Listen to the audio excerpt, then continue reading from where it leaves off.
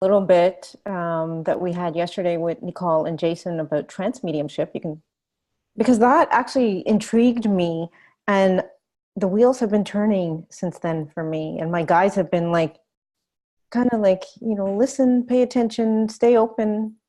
I missed it. It was on trance? Yes. Well, let's. I think she's more intrigued about the guides, right? And how your guides are, because since we spoke about trance Mm. yesterday, Andrea's interested in the guides and listen to that part, and Ah, how the guides can influence us not only just in trance but in our daily lives, right? yeah. Um, when I think about it, when starting mediumship and you want to get that blending right, Kay, when we're going to make the blending stronger, we practice that with our guides, and it's like just asking our guides to come closer and just to sit, as close as possible, and to feel them, try and sense them, try and see them, try and understand what you can, and then ask them to step back, and then ask them to step in again. And in that way, you can work out which guide is standing where, and all that sort of thing. And that's a really good practice to do, to find out what guides are saying. The thing is, what really fascinates me about guides, if like I've got a point of view, and I've been taught my mediumship the British way, and so I don't predict, and I certainly don't. I certainly wouldn't make any prescriptions for people to go to doctors or anything like that, because I believe that we have a medical profession for that. That's my meaning. But when my guide comes through and says there's something wrong with the left ventricle, and there was a virus that was involved, and this, that, and the other, that's something I would never, ever say. So I know when my guides come through with information like that, I think it's pretty amazing that they have an overview of someone's life, not only somebody's life, but somebody's anatomy. Because I was talking to a lady today, and there is a child that had a problem with its heart, and my guide came through and they spoke to her and said there was a problem with the left ventricle, it was a virus, it was this, the blood was not good, the doctors didn't find it, all this sort of thing. And everything the guide said was correct. Little did I know that my guide was going to say it. But if my mind had control, I would have said, no, I'm not saying that, because I'm not like that. So it's quite interesting to know that they have like a higher vision of what's going on. And I think that's something, when we look at our lives and we think, oh, we've got problems in our lives, and we think like, how are we going to get through this? And I'm at this step now and this stage in my life, and I need to get through it, and I need to work through it. And what we know about guides is they've got the higher purpose, the bigger picture. And then they look down at us, and they know which direction we're going in, and they know our purpose, and and they have the bigger vision.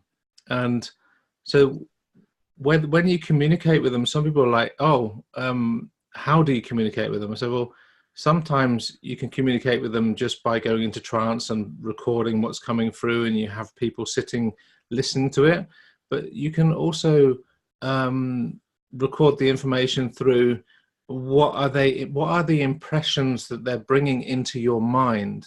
Like when I say ask them to come closer, what impressions come into your mind? What do you feel? What do you sense? What do you smell? What's going on? And it's like a rejoining of souls coming together. So it's like when your guide is coming to you, it's like they are people that have chosen especially to spend their whole lives for your whole spiritual development.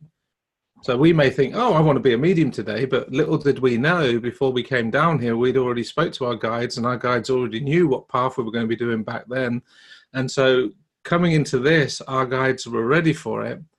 And it's what also is a fantastic thing to do, and this is what I like about the trance and about the thing is, if you have someone sitting opposite you and they've got a question, and I say to them, don't ask the question, just see if it naturally gets answered. And the funny thing is, every time the guides answer the question, they answer it. And there was just one example. The lady was hadn't sat with Circle with me for a while, and she was wondering, oh, should I put the music back on, or should I, or what should I do? How do we bring him out of trance? And my guide, she didn't say it, she just thought it. And my guide just said, don't worry about putting the music back on, we will bring him out of trance. Like in a split second that she thought it. It was just like an amazing thing. And that's time and time again, the sort of things that you think, oh, there is a higher, they have a higher knowledge, a higher intelligence. They feel, they sense us, they hear us, and they find us. I asked once in seance when a manifested guide was in front of me with David Thompson, I asked, how do you find us and how do you see us? And the guide turned around and said to me, we find you by your light. We can find you by your light. So they see us by the illumination of our souls, and they see us by that light of who we are, and they know us because that is our thumbprint energetically, and they can find us every time. Isn't that wonderful, Kay? Yes. Yeah. I love talking about my guides. Yeah.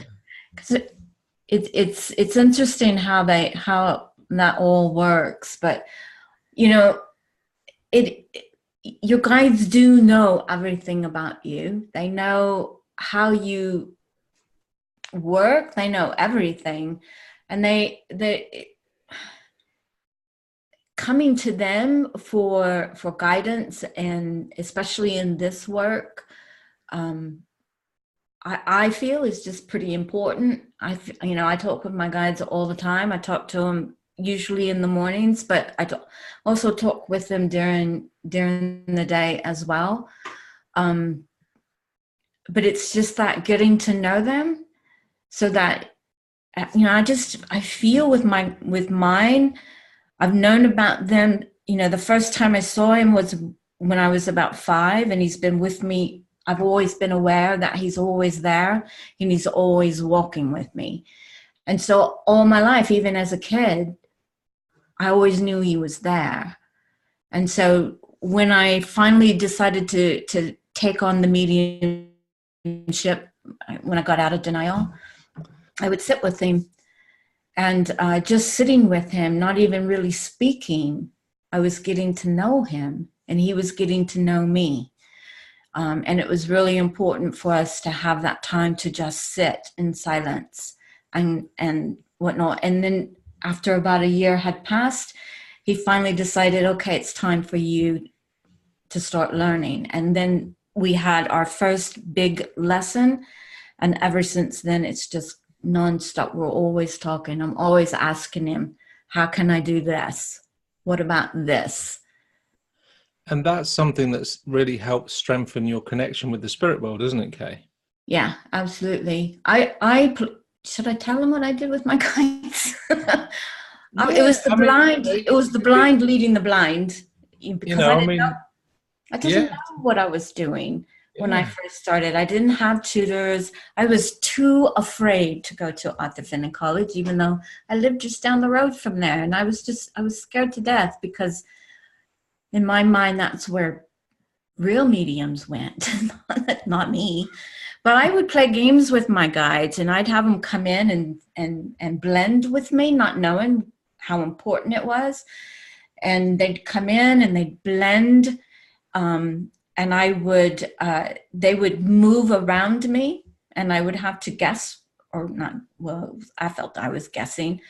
I'd have to determine where are they around me, and then they would move around in the room, and I'd have to determine where they're at in the room as well, just by feeling the energy.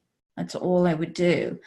And from that little game, it progressed into more harder things, where I had to work with them, and they'd bring in multiple guides, and they'd bring in other people that I didn't know, and I would have to figure out who were they, and that sort of thing. So I was always playing games like that with my guides because I didn't have anyone to practice with. It was, long before Facebook and circles that we have now. So that's what I did.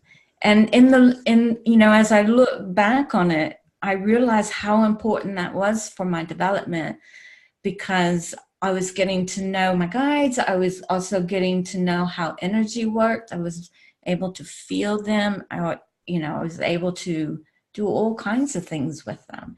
And then they'd put multiple people and I'd have to determine who's where. And it was instrumental, actually, in helping me.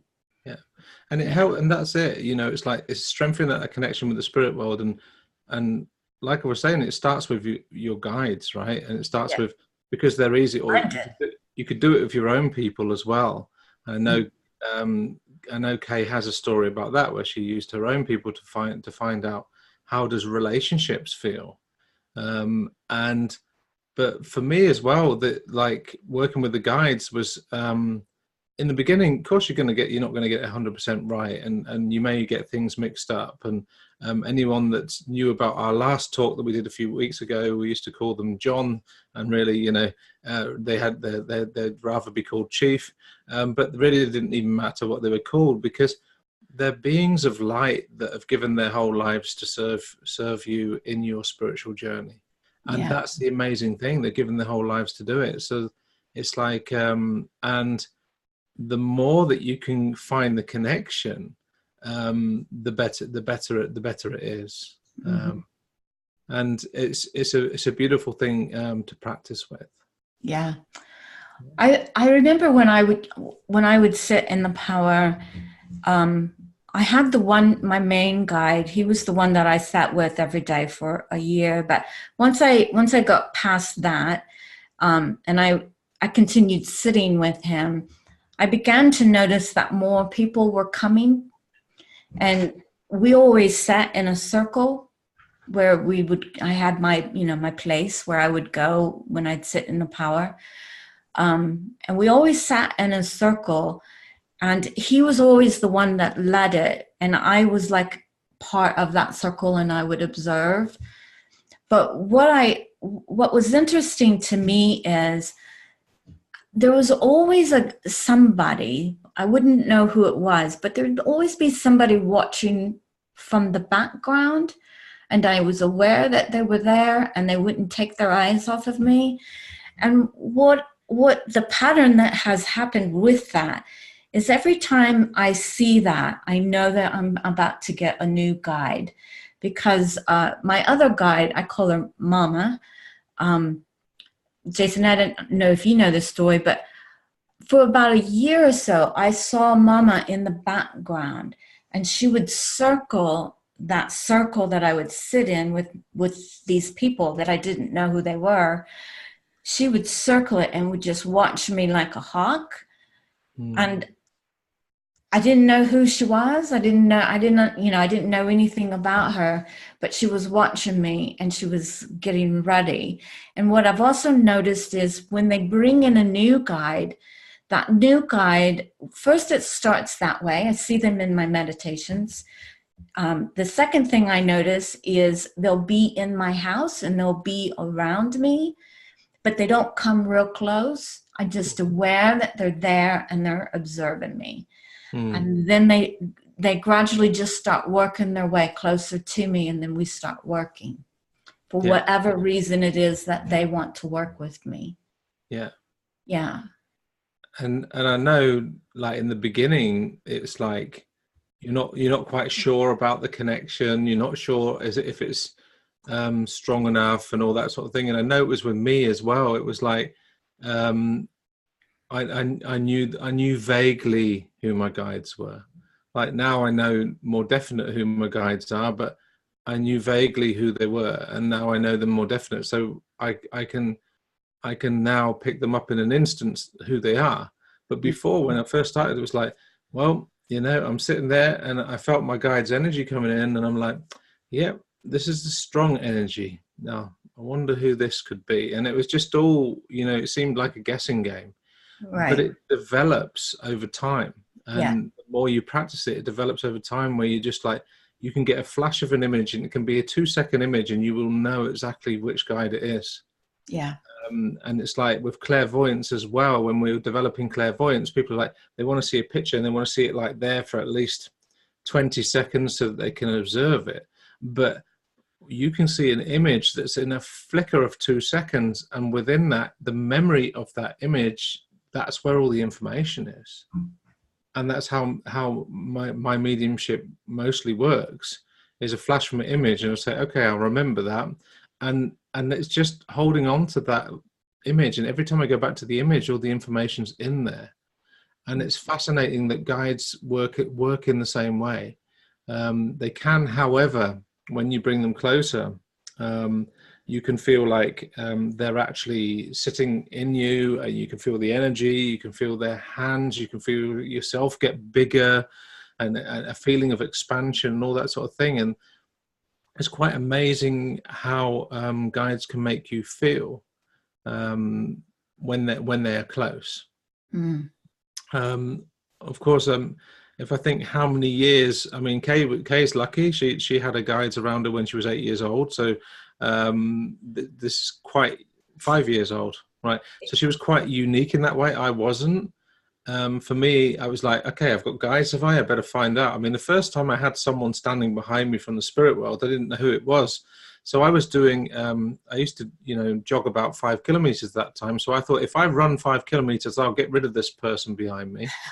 So I did that, and I got home and I looked behind, they're still there. And I thought, God, what am I going to do about this? So I went to my Reiki master and I said, look, I've got this guy that keeps following me around, this guy, how do I get rid of him? He said, I'm a Reiki master. I don't do this. You need to see a medium. I said, what's a medium? Right. So I went to see a medium, and the medium turned around, looked at me, and he said, so you actually ran 5 kilometers away to get rid of that guy? Yeah, that's your guide. I said, what's a guide? Yeah, that's someone that's going to be with you your whole life so that you can't get rid of them, right? But that's how sensitive I was. And it just shows you that my awakening was different than Kay's, because she was aware of it when she was 5. But my awakening was like, oh my God, there's someone standing behind me, as real as life. And it's every time I turn around, I just feel their presence, and they made themselves aware that they were there. And then it was my turn to look and investigate who they were, where did they come from.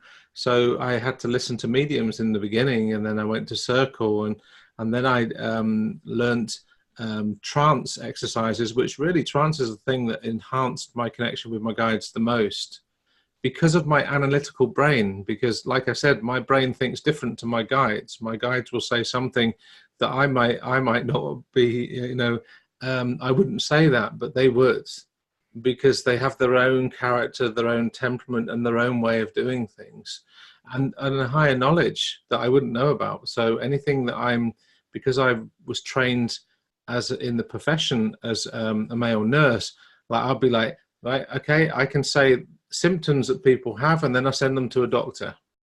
And that's it. That's just how I've been trained. Or if someone's got symptoms, I'll send them to a physiotherapist. Or that's just the way we work. So we could signal there are problems, and then we would send them on to the professionals in the health system to sort that out. And that's how it's sort of in my brain. So whenever I'm in trance and my guides start giving information that is spot on and different to how I think, and that's one thing to watch, because that's when when your guide's speaking, you said it's not your brain, it's somebody else's. Especially when you get come out of trance and they said, well, your guide said this and this and this, and I said, oh no, I totally don't agree with that. But that's what it is, because I was being brought up British. I'm a bit like, try not to show too much of yourself, so try and keep things private, and then take it step at a time. And then your guide speaks about making leaps and bounds, and you're like, well, I'm feeling a bit uncomfortable with that, but your guide knows you can make leaps and bounds. And so that's very interesting to know that the mind of the guide, or when the guide's energy touches your mind, it's a totally different mind. It's a totally different sensation. For me, it feels like, because Andrea likes this, and I think most people seem to be riveted to the televisions here looking at us. So, but it's like when the mind comes in, it's like they numb the brain. It's like the brain suddenly gets numb and it becomes fuzzy. So then that's when I know that control is there. And then I just sort of fade off into the distance and, end up in a sort of really nice fuzzy space and just sit back and listen, or just listen to what's going on, or maybe I'm just experiencing what's going on. And sometimes I'm experiencing what's going on, and sometimes I'm nowhere. I don't know where I am, and then I come back and I haven't got a clue. And that's only sometimes. But people have got this thing about trance and guides. They think, oh, when you go really, really deep, some people go really, really deep, and then that's it. And when that's the trance that we need. And then you're not going to be aware of the room at all. And that's not the case, because I've been sitting for trance for years, and sometimes I'll be aware of the room, and sometimes I will totally be oblivious of the room, oblivious of what's going on. And it's every time it's different. And sometimes they'll take me to a place in the light, and they'll be downstairs having a chat with everyone in the seance room or in the circle. And, it's every time is different. And I think that's one thing that Gordon Higgins said. And I think Mavis mentioned it to me. And also I think Paul Jacobs mentioned it to me as well, which was that Gordon Higgins said, if it's got to be it's not every time, every time it's different, because even Gordon Higginson's trance circles were not always the same. Sometimes he would do trance speaking, and sometimes he would do the trance physical, and sometimes he would do a different sort of trance. But in that way, he would move from one to the other. And Mavis said it wasn't always that he had manifestations every time. Sometimes the guides would say, we are working on the medium. So they would have moments where there would be quiet times where they'd be working on the medium, and then something brilliant would happen when he was doing the trance and physical and all that sort of thing. So it just shows you that us as human beings, we'd like to have all these things happening within our mediumship or even within our trance and all that sort of thing, but we need to have patience. Because it's the quiet times, and that's what my guides and what I've heard as well, is that in the quiet times they do the most work. But when there's nothing happening, that's when they do the most work. Yeah. And patience is the key. And that's what my guide told me the year that I sat quietly with him. Years later, a conversation we had was that because I got frustrated with him because he wouldn't speak to me, and he knew I was frustrated. So later, after all of that, he explained to me how important it was for us to sit quietly, because he was working on me, working with my energy, and that was crucial for my development. And it was just sitting quietly. Yeah. Because I remember you saying you sat, and sometimes you're sitting there and you said, I'm sitting there, the guide's there, but they're not saying anything. Yeah. And that went on for a whole year. Yeah. And you're sitting there thinking, frustrated. Yeah. I wanted him to tell me what to do. And so what do I do? Nothing. No, he wouldn't. No. Yeah. And the only thing he ever really said to me was to trust. Yeah. And so I'd always ask him the same question, and he would say, trust. That's it. Trust. So then I reworded the question, thinking I could outsmart him. It didn't work. And he would just say, rule number 2, go back to rule number 1. Yeah. And so for a whole year, it was trust. Yeah. And now I know, when you look back, you're like going, oh, yeah, trust is a biggie. Yeah. That's something that happens over long periods of time. It took years for me to have trust, really trust. I said I trusted, but I didn't trust. Yeah, I remember you in the first mentorship, and when I met you, and then it was like okay, you got to trust. Yeah, I keep hearing that. I hear it from all the time. So, you know, and But it's like, but that was at the very, very beginning of my yeah, journey. yeah, Because I sat for a year with him, really, and then I yeah, started. Yeah, yeah. yeah. Trust is big. It is, and I think that's one thing. Like, so many times I've heard it from my guides, and you from your guides, and from the spirit world, and so many messages. And the word trust comes back so often, Hmm. so often. There are so many people that need to hear it. Yeah. What's the key to mediumship? Trust. What's the key to my spiritual growth? Trust. How do I get out of this situation? Just trust, right? Hmm. And it's like, wow, okay, it's quite powerful when you think about it, but you know, it's amazing that comes through so often. So that, for me, that was my first big lesson, was trust. Even though I didn't realize it was a lesson at the time. Then they moved on from trust. They moved on to, you hold the keys to everything you need Yeah, within. That was my second big lesson, was everything that I needed, I already had. yeah, It was all there. I just needed to find the, unlock it and let it loose.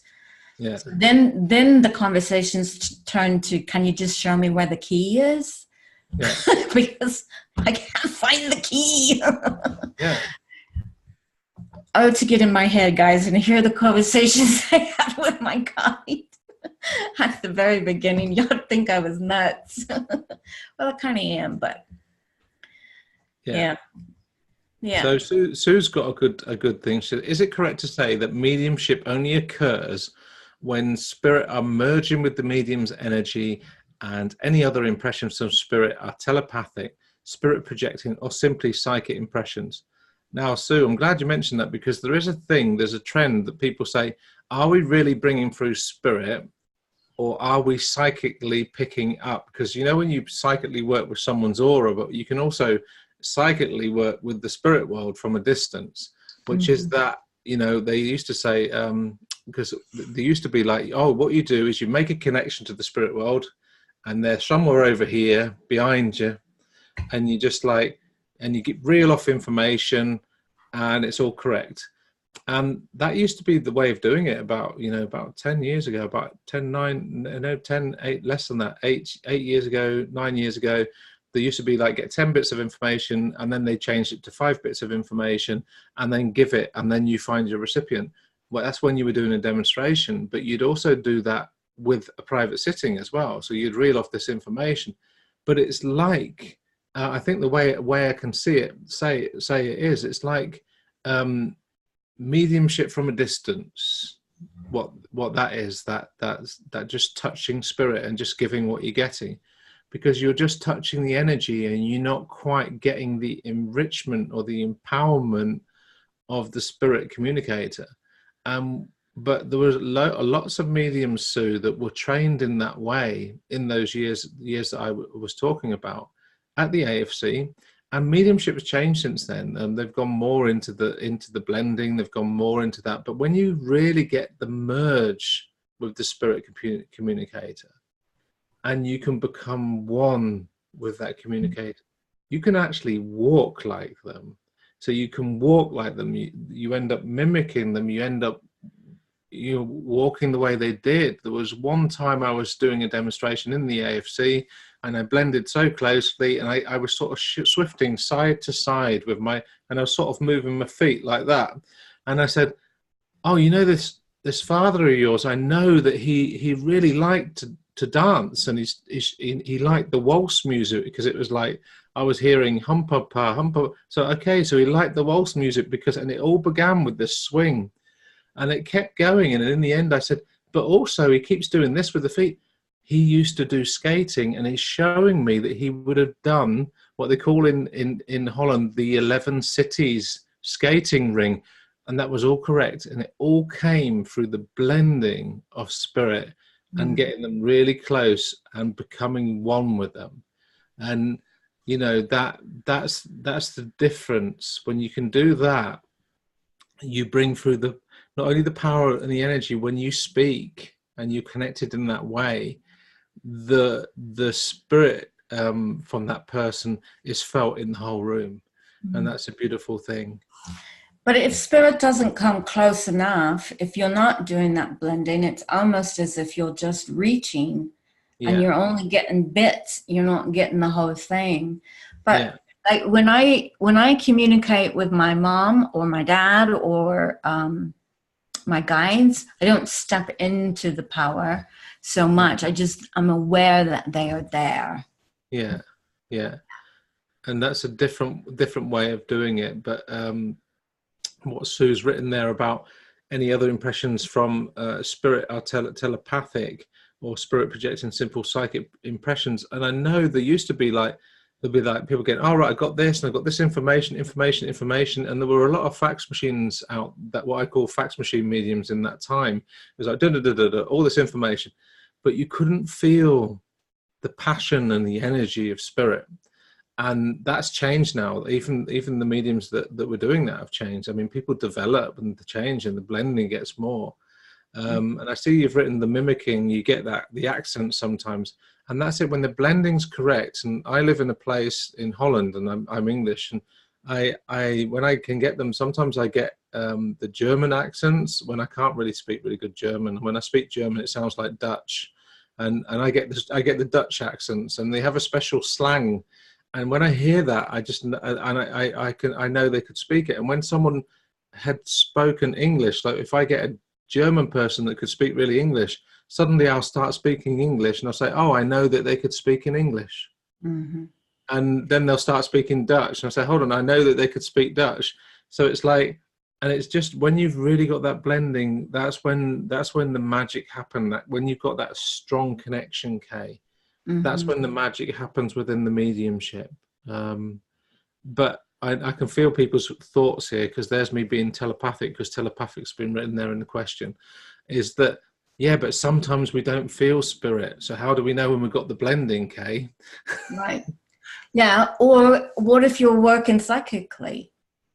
How do you tell if it's coming psychically, or is it spirit that's coming? If you feel spirit behind you, how do you know? Yeah.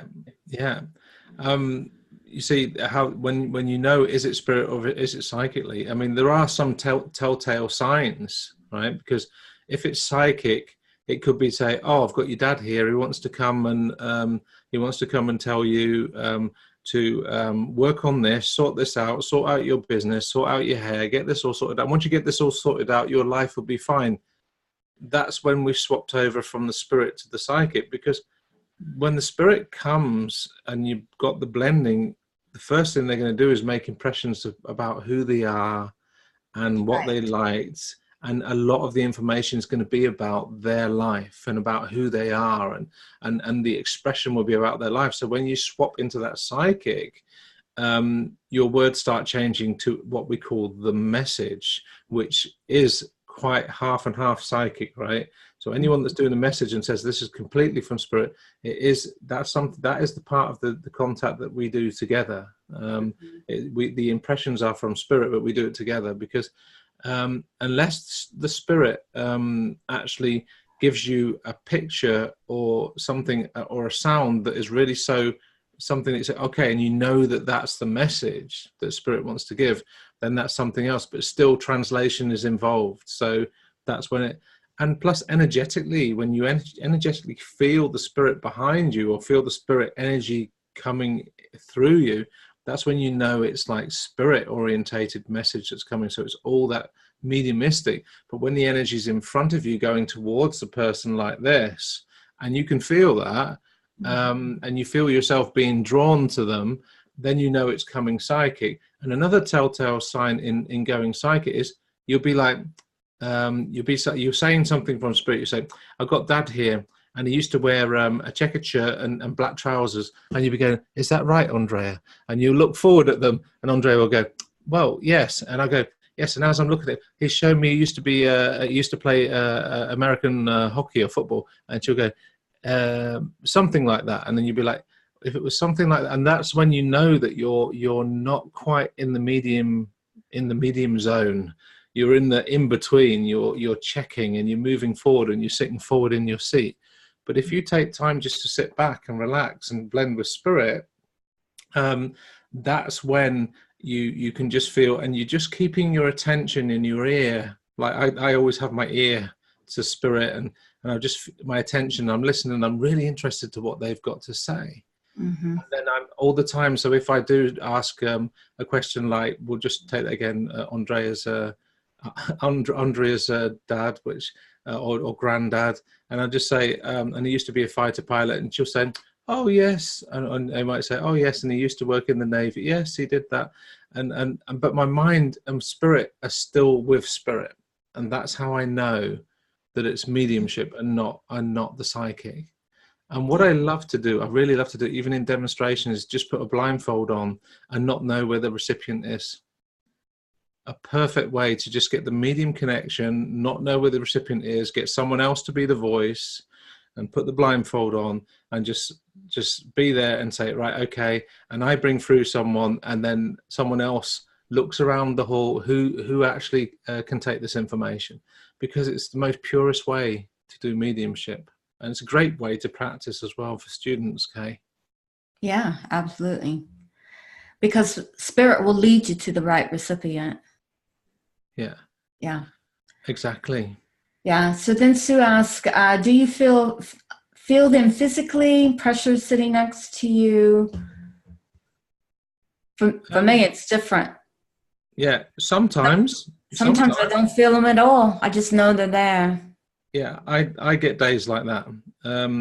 Like when we followed the path of the moon, and I know we had to do this for the mentorship and Mavis, but when I've got the full moon, I've got everything. I can feel them, I can see them, I'm firing all cylinders.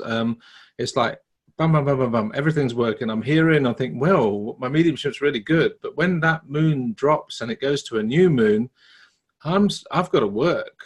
I got to work, I know. So becoming aware of the moon cycle is becoming aware of how it's working for me. So sometimes if I've got the full moon, I can feel that I'll be like, wham, they're there. I was like, okay, I can see you, I can feel you, I know you're there, 100%.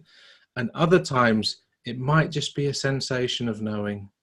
And you just need to trust. Again, trust. That's where trust comes in. It's like, trust, they're there. It's like, right, okay, you're going to give me a picture then, and you see nothing. Okay, well, I'm aware. And you ask them to come in closer, you see nothing. You say, but you're standing on, you're doing a demonstration, so you've got to do it. And you just trust, say, okay, I'm aware that I'm feeling a gentleman here. And that's all you've got. And that's what you go with. And in that trust, that's what develops into more. And in those days where it's like that, that's when we have to expand our power even more. So we'll be like, we'll be like putting our power out, right, ready, having more trust than normal. And I think Kay's the same, aren't you, Kay? Yeah, absolutely. Yeah. You have to. I don't feel spirit so much anymore.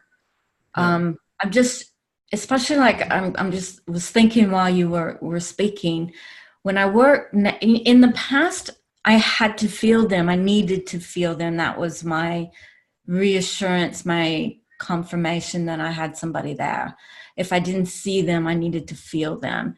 But now it's just more of when I'm ready to begin, it's like, all right, I set the intent and boom. It's like, I know I have a gentleman here or I have a lady here. And I just trust it because it just comes and I don't feel them. And then I start moving into their energy.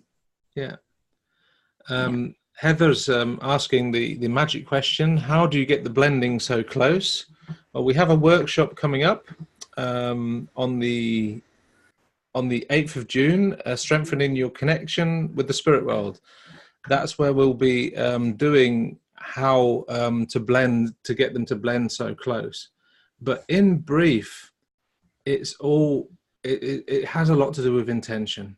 You intend to get them to come closer. But then the other thing is, what are your boundaries? right? And this is something with me, because I was very private and I like my boundaries. So I'd have spirit out here because it felt somewhere over there. Like that felt comfortable for me. And now I don't have such boundaries where I keep them far away. So I've worked on that part of myself where I'm like, no, you're allowed to come in close, because your spirit is allowed to come in close, and I give them permission to do that. But the way I used to be was like, no, just, you can come in, but I'm here, and this is my space, and that's your dance space, and that's what it was. That was my relationship with spirit, because it was under my control, right? And when I could release the control and say, okay, no, it's good, you can come, you can blend. That was one of the things that shifted that blending to make it even closer. And not forgetting, Heather, the communication. Communicating with them, say, come in closer. It can be a challenge to shift my awareness to spirit and make a connection, then blend even a little. Okay, what do you reckon to that? I think that goes back to one, setting that intent, but also that trust that all is going to be okay, because it can be a little freaky. We've got energy here. These are people that have died that are coming very close to us. So it can be a bit freaky. So that trust is there as well. And just, really just surrendering. You have to just surrender and just say, it's okay, come close, And we have spirit communicators that don't want to come close. Yep. Where we're,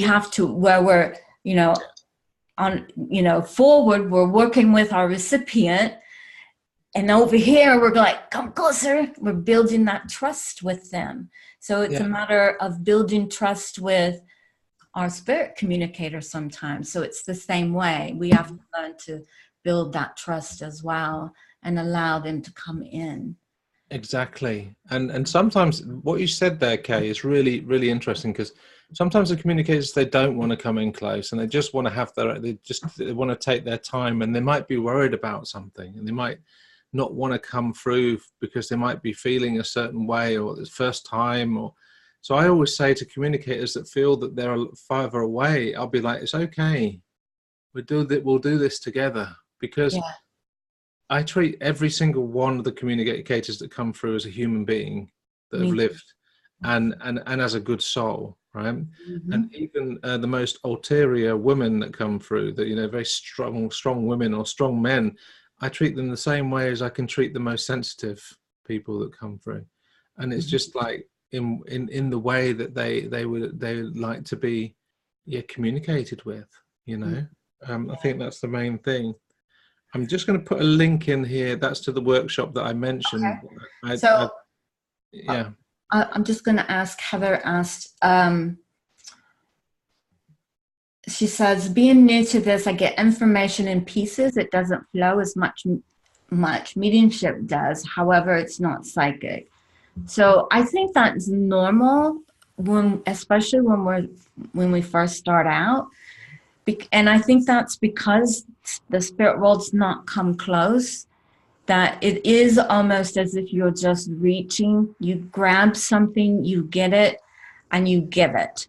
And you don't really know, you haven't learned yet how to blend in and move into the information that you're getting. So it's more like grabbing this, grabbing that, give it, give it. I've been there. I did that. Jason probably has witnessed me doing that. Oh, yeah. Because he saw me from the beginning until now. So I think that's just a normal thing. We just have to keep plugging away and keep trusting and keep working on building that power and allowing them to come in. And then it's just starts to flow better. And you'll find that when you have a really, really good connection, it'll flow really well, and that'll give you a glimpse of what you're capable of. And the next reading, you might go back to reaching and grabbing and pulling and doing whatever you can, and have those long pauses in between. That's okay. It'll all start to come eventually. eventually. But remember one thing, we've all been there. We've all been there. We all started where you're coming from, Heather. We didn't start and say and do mediumship and suddenly it'll be like, oh, fantastic, it was easy. You know, they say you're a born medium. You didn't have to practice. Born medium, no problem.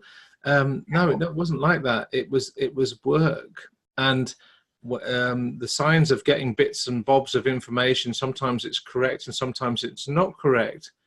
Is things, there could be so many things going on with your mediumship. Like, you know, it could be the amount of power that you've got at this moment, the amount of trust you've got in the information that's coming through. It might be the analytical brain that's just thinking about what to do with these pieces. And it might be just what Kay said, you might be snatching at the information too quickly and not letting it just come in and just feel it and understand it like it is a friend, like it's someone that you just say, oh yeah, welcome, and acknowledge them in that way, and being open to them. So that's some of the reasons that the information could come in bits and bobs. It may be that mediumship's in transition as well, because sometimes it does that when it's shifting to something new. Yeah, that's a good point. Or if you've got somebody new working with you, trying new things, I find I go like this. But mediumship is a roller coaster. You're up, you're down, you're up, you're down, you're up, you're down, kind of. Yeah.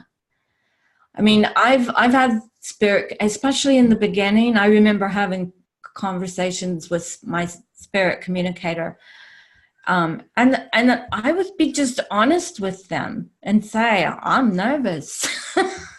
I'm having to bring you through, and these people are looking at me, and I just let them know, and spirit communicator knew that too. And so we would work together. And then I found myself, I'd flip that. I would get a nervous communicator and I'd go, that's okay, I'm nervous too, but we're going to work this. We're going to do this together and we're going to get through it. Yeah. You know, I think it's important to treat them like a person, because that's really what they are. They're just not in a body anymore.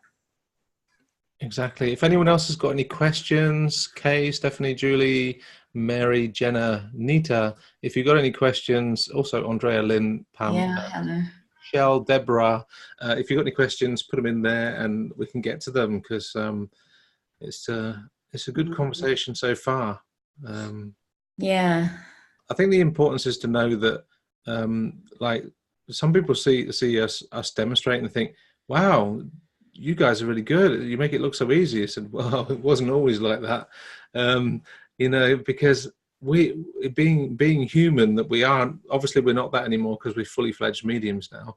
And people look up to us and they go, wow, you're a medium. And I'm like, yeah, I'm medium. I'm still doing my own washing up, and I'm still ironing, and I'm still hoovering, and I live, and I have a human life, but also I'm a medium. And what is a medium when you think about it? It's a label, and it's a label of that's what you are. And so when someone says you're a medium, I said, but I'm not only a medium. My name's Jason, but I'm not only a medium, I'm something else. And I think that's something that people look at this. Well, are you a psychic, or are you a medium, or are you this? I said, no, actually, I'm Jason. I do mediumship, but I also do other things as well. And I think that's something to remember, that you know, sometimes mediums get put on a pedestal, and you look at them and think, oh wow, they're really amazing. It can be amazing when we're empowered, what we can bring through, but when we come down to earth, and I don't think Kay's got someone to do the hoovering or cleaner or garden or anything going around there, like, you know, have you, Kay? No. I ask for the cleaning fairies every night before I go to bed, but they don't come. So Mary's asked a good question. She says, how do you handle the energetic ebbs and flows in your ability in relation to still adequately serving your clients that have pre-scheduled? You're like, you know, you're feeling a bit off, but you've got a client appointment coming. You got to have a really strong sense of responsibility, and you got to give yourself an etheric kick up the butt and say, schedule. I've got to work today, and I've got to do my best for spirit. And spirit will always respect you, Mary, if you do the best for spirit. I mean, there are times when I've had to drag myself out of bed and I think, oh, I'm going to die. You know, it must be man flu again. I don't know. And then I'm like, okay, I'll take a couple of paracetamol and take a shower and drink 10 cups of coffee, and I get to and then I'm ready, and then I'm almost ready. And then I'll make sure I'll empower myself even more. So I'll be sitting there trying to overcompensate to do my best job for spirit that I can do. And in doing that, then I'm ready. And when the client comes in, I've had times where I've been really, really ill. And then I've taken the tablets, like I said, gone there, turned up, and it's been fantastic. I could get my mind out of the way, because your spiritual energy, which mediumship flows from, is different to your physical energy. Mm-hmm. So your physical energy and how you feel within your physical body is different. So you can feel really. I've done demonstrations on jet lag, and like I've been there and I didn't even know where I was. I said, "Where am I? Oh, hold on a minute, I'm doing a demonstration." Okay, and I actually said that in the demonstration in Canada. It was a really good demonstration because I was in between two worlds anyway. But it was just the belief that I could do the best job for spirit at the time. And I've had times when I had my throat, my voice went totally, and I had sore throat, and I was drinking tea and honey, and again, it must have been man flu, but I kept doing it, kept drinking the tea, and my voice wasn't working. And when I came out, I turned up to the lady, I said, "Okay, I'm here." And she said, "You're going to demonstrate?" "Yes, I'm going to demonstrate." And she said, "What's wrong with your voice?" "I don't know. I can't speak too much." "Okay, well, we'll do this." Because I'd made a promise to spirit that I would be there, I would be there. And that's one thing, the personal responsibility when, as mediums, and I do hear you, Mary, because when you've got a client come in, you're feeling bad, it's like, I'm like, no, it's got to be done, because it was the idea from spirit to do it. And with demonstrations about any appointments that have been made, it's been made to bring loved ones through, so it has to be done. So when I stood up in that demonstration and said, "Right, now Jason's going to go," and she said, "I don't know how this is going to go because he's lost his voice." I stood up, and eventually my voice went up and said, "I've got a man here, he's coming to you, this, that, and the other." And he was, and I was like, "Okay." I said, "Oh, your voice is better then." And I sat back down because it was her turn, and she said, "Didn't Jason do well?" And I went, "Yes." And I drank my tea again, because in between working, my voice went, but when I got up to work, it worked. And it just shows you what the empowerment of spirit can do with trust and belief, and sticking up for your responsibility for spirit. Yeah. You know, I had the same thing. I had a 3-day workshop I was doing in Sweden. And 2 days before I left, I had a horrible, nasty cold. And I was coughing so hard that I busted my eardrum. And I had to get on a plane. And I went to the doctor the day before I was to fly. I went to the doctor to make sure it was safe for me to fly with a busted eardrum. And my equilibrium was off. I couldn't hear. It sounded like I was in water. I couldn't breathe. I have a lung problem anyway. I couldn't breathe from all of that. And it was 3 days I had to go. And it worked. I mean, I did 2 dims with that workshop. Plus I did the workshop. And it was amazing when I would step into the power. It just, I was steady on my feet. I was able to go. I could hear. It's amazing. Yeah. Yeah. And I think the thing is to remember even with taking medication, right? Because when I was ill, I know I can take ibuprofen. If I take ibuprofen, that works for me. Advil, that works for me. Those sort of tablets will work for me to put me in the right space to work with mediumship. If I take anything stronger, which I'm not going to mention the name because in Dutch it's diclofenac, and you probably won't know what that is. But in your language, it would probably be something else. But that tablet is a stronger painkiller than normal. And whenever I took that for my back, I end up walking on cloud 9. I'm like, I can't drive a car. It says it can, I walk over the street when it's a red light, you know, thinking, oh, everything's good. And I'm like, everything is like rainbows and fairies and unicorns when I'm on that stuff. So it's not good for me to work on that. So it's becoming aware, like as a professional medium, Mary, like what medicines work for you, what don't work for you, how you're feeling. I believe some people use those drops remedy or something that helps people. For me, it's coffee, belief, sitting in the power, and a couple of Advil. That's what gets me to the appointment on time. Yeah. Yeah. I had an experience at the college once. I ate some fish that was bad, and I had to go back. How bad was it? It was bad.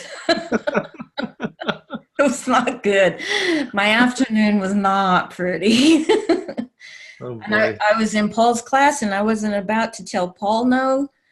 And I had to do a reading, and bless the person's heart. She obviously was a medium as well, and she could feel what I was experiencing. It was not good. But I made it through the reading, brought through her whole family. Wow. Yeah, it's not. Yeah, you can work through it, because I thought, how am I gonna do this? Yeah. But it was worth it. I didn't tell Paul no, so that's good. No, Christine's got a good one. I have many requests to help to solve unsolved murders from spirits and feel overwhelmed into jumping into this unknown field. I send them love with a promise I'll connect with them again. But at that time, I need more resource, opinion and suggestion. Training. I think it's the first thing that comes to mind. I know Tony Stockwell gives training in this field, and he's had very good results in this field. And I know there are some very good psychic detectives in America that do this work and work in the field. So there must be people that actually train in that area. There is a lady, I can't think of her name. But she does a lot of online courses, but she also does in person. Christina, where are you at? Are you in America or? Yeah, I'm in Canada. Oh, you're in Canada. Yes. I know she's been on TV. She was on not Dr. Phil. Yeah, she was on Dr. Phil the other day. But she does a lot of work. She works with the FBI and the police, but she does a lot of training. Yeah, training, it sounds like the way to go, because I don't feel equipped to jump into this. But there was so many, and I was given so much information, and it came out of the blue, and I see that I can do some good in that area, but I said, like, thank you, but I have to work on this before I jump into this. Yeah. And they will respect that, Christine. When you speak to the spirit world in that manner and you say, look, I hear you, because what they're actually doing is they're approaching you with a talent. And you can say, okay, I hear you. I understand this. I need more training before I can do this. And that's something to remember. That's really good. I don't know whereabouts you are in Canada. By the capital, Ottawa. Ottawa, okay. So, and when you think about it, it's like you can have a gift, but when it's not trained, you'd be like, oh, they'll be coming in the middle of the night, and they'll be coming at this time, and they'll be coming at that time, and they'll be coming at any time, and they'll be giving you all this information. And so you need to make really strong, boundaries with them. Say, okay, spirit, I will work for you, but let me do my training first. And no more coming in my bedroom, because when I'm in my bedroom, I'm going to sleep. So make these boundaries with spirit in the beginning, and they will hold on to them your whole development through. And whenever they come in, I said, no, I'm not talking to you, because this wasn't what we said. I will talk to you in the mornings. I will talk to you then, but I will not talk to you when it's bedtime or nighttime or anything like that, because that's why I was picking up from your question as well. Am I correct? Yes. Yes, that's right. So yeah, just make your boundaries, be sincere with them, and just say, look, I will look into this, and I will investigate this for you, because I know about working with the police. They want spot on facts. Yes. And you can't say, oh, I've got a feeling that they might be over there somewhere. They'll be like, feeling? We don't deal with feelings. You just tell us the facts. And so it's a different communication to how you communicate with spirit. So I know that training's needed for that, because your sensitivity is picking up the information. You may be picking it up in feelings, but your words when you're working alongside the police are like, I've got this fact, and I've got this, and I've got this, and I've got this. And that's what it is. And that's what the police like to hear, because I know in Canada there was an investigation that a medium friend of mine was working on, and she was overwhelmed, because she was like, you know, she'd been drawn into this, and she was like, but I didn't sign up for this. I was just trying to help a friend, you know. And so it's very good to do training in this and learn how to communicate with them, or find someone that knows how to communicate with the police as well on this one. Christine, if you private message me, I'll get the lady's name. You can find her. Thank you. That'd be helpful. She's on Facebook, but I did one of her online courses just because I was curious. Yeah. And what, you know, Jason's telling you, just in that simple little course that I took, which you would probably want to do far more than one little course. Yes. She outlined, you know, the do's and the don'ts and things like that. But I know two mediums that use her, and one's in Sweden and one's in Switzerland, and they travel to America to train with her, and they're very good mediums. So, wow. Okay. So she must know what she's doing. Plus, I saw her on TV. Okay. And another thing, Christina, look at their resume as well. So if you see names and you think, oh, there's a name of someone that can do it, look at how many cases they've actually solved. Yeah. Okay. Look at that, right? Because there's a lot of people that teach psychic detection and all that sort of thing, but then how many cases have they actually worked on, and how many things have they actually solved? So it's to look at that. And I know Tony Stockwell is in television in England, and I know he's solved cases in England. Okay. So that's the only person I know, but I'm sure there's people in America or in Canada that have solved. I know this one lady. I'm pretty sure she's got a pretty good track record. Yeah, on Facebook, good. She's always out on somewhere looking. She's always on a case working. Okay. Yeah. Thank you. It's very helpful. Okay. That's good. So we've got some other questions coming up. Yes. Can I just say, where's Mary? I don't see her. Mary's, how do you handle energetic ebbs and flows in your ability? We've already done that, but we've already talked about that. But I just want to agree with her. Whoever she's at, she may have left us. I don't see her. Oh, there you are, Mary. You're right in front of me.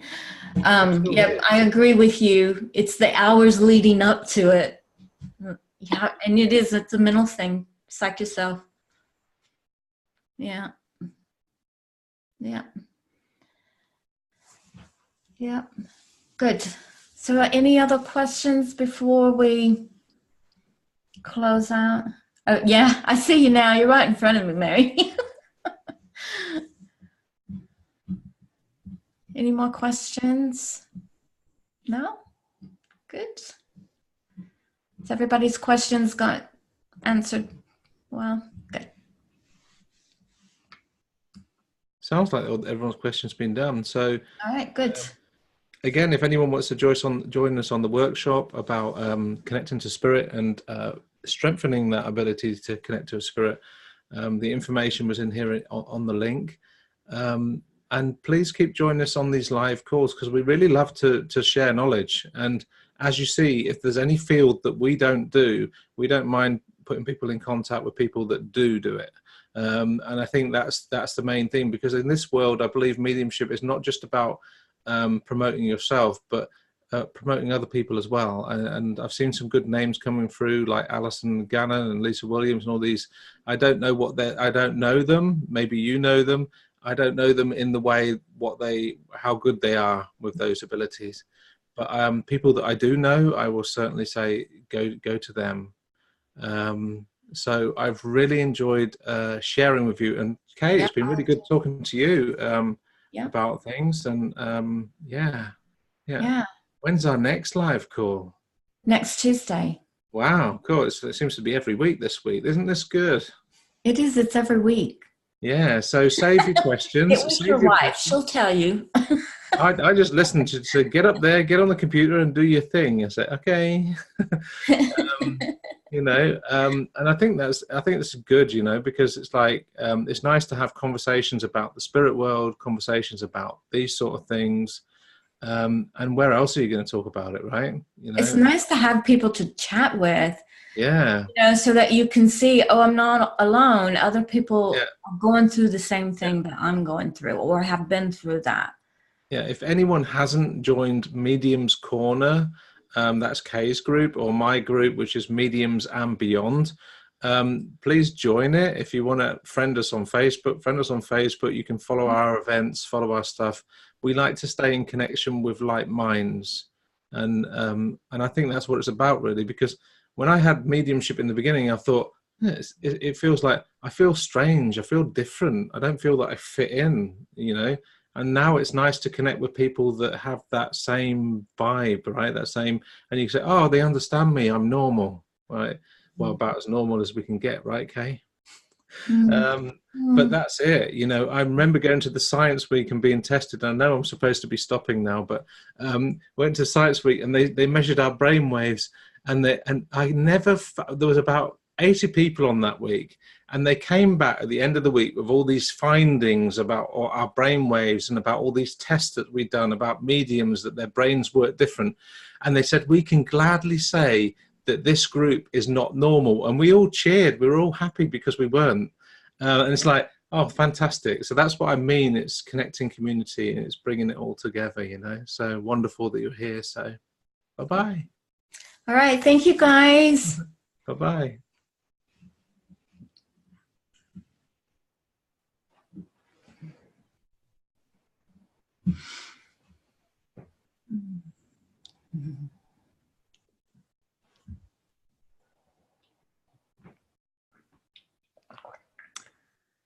You can switch to recording off. Recording. Oh, yeah. Off.